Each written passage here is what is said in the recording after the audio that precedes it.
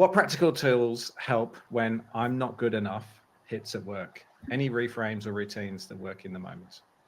Yeah, and I think this is where it was coming in. But I first of all, I think it's great when we're able to get to that point where we know when that's happening. We're realizing that and kind of flagging that moment of, oh, I'm getting to a point where I'm going, oh, I don't think I can do this. And it can real quickly turn into a bit of a spiral, dive down into, I can't do this and therefore I can't do anything. So taking this moment to go, oh, this is happening. I'm going to press pause because I don't want this to continue any further is a really great place to be. And I suppose whether you're mid task or maybe when you're starting something new, I think this often comes up when we're starting something new because, we've never been there before. So we don't know what things are going to look like exactly. But the first thing I suppose I'm saying is we write a celebration list, write a brag list. This is something that I've done for myself, and I think I need to review mine. But making a brag list of things that you're proud of that you have done, because when we're going to that thought of I can't do this, and like I said, it can easily go down to I can't do anything. We bring out the other evidence for the other side of that argument of no, actually, look at what all I've done. And so making this accessible, whether you want to put a list on your notes on your phone, you have sticky notes all around your desk at work, or a big list, or if you want to be more discreet, popping it in the drawer so you just pull it out and can look down.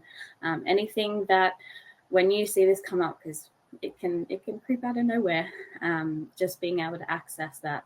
And it can be for all areas of life, right? We can have things to do with our work, we can have things, friends, family, hobbies, home life, anything where we notice feeling a little bit like it's a bit harder, or I can't approach this the way that I would hope that I would be able to. So yeah, celebration list, brag list. But secondly, what is the evidence for this? Why are you thinking that I can't do this? Maybe once you ask this question, you find out that maybe it's actually more difficult than the other work that you've done, particularly if it's new work. You haven't done it before, so like lifting a heavier weight at the gym. You're probably starting to lift it and going, oh, I'm not sure, like if I can actually do this or not. Setting your expectations, realistically, where they might be, but yeah, questioning. What is the evidence for why I'm thinking this way? Is it just it's harder and I'm feeling a bit more pushback? But at the end of it, you don't have to be good at everything. We all have skill sets, and that's why this world works, is because we all play a part with the only things that we bring.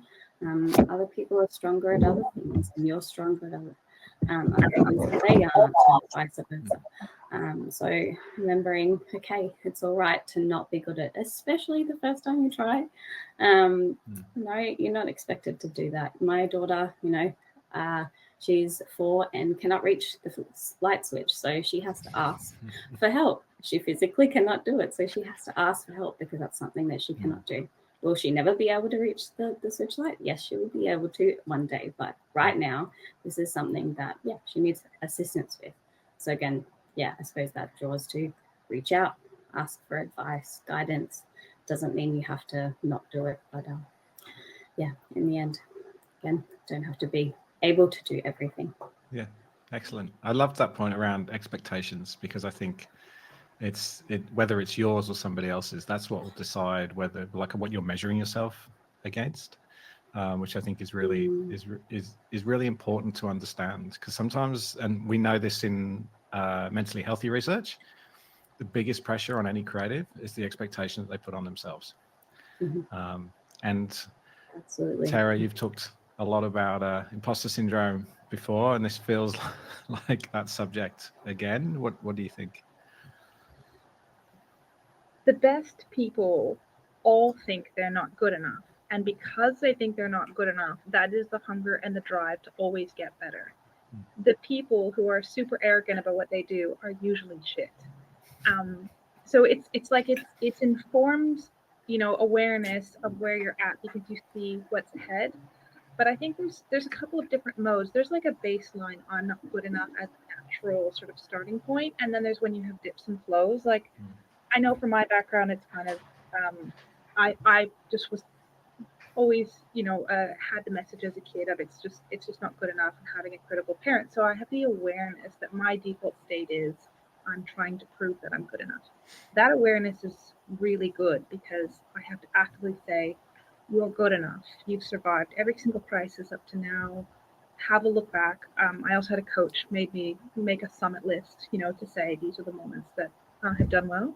But I also now see it as it means I'm hungry. It means I'm looking to improve, and it's actually what's led me to where I am. So there's a good and a bad side of it.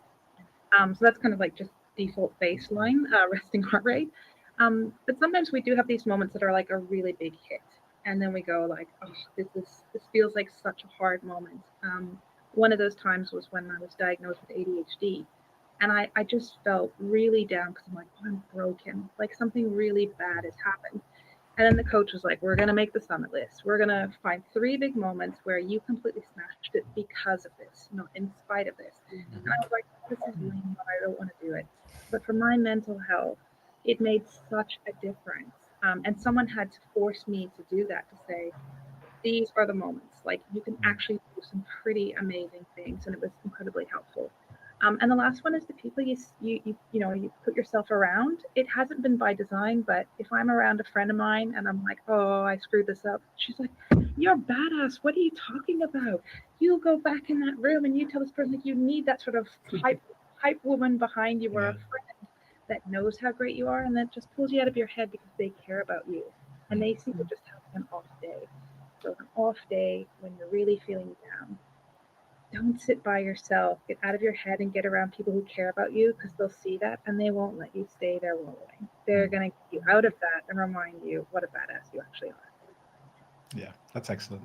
It's it reminds me of I think I was on a panel once where someone talked about resilience and how too often resilience gets framed as like an individual thing, like you have to build your resilience.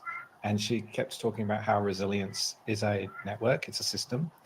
And like you were just saying then, like part of your resilience in that moment is finding that person that you can go to that hypes you up again. And I think that's so important. Like you don't have to do this stuff all on your own. So yeah, really good advice.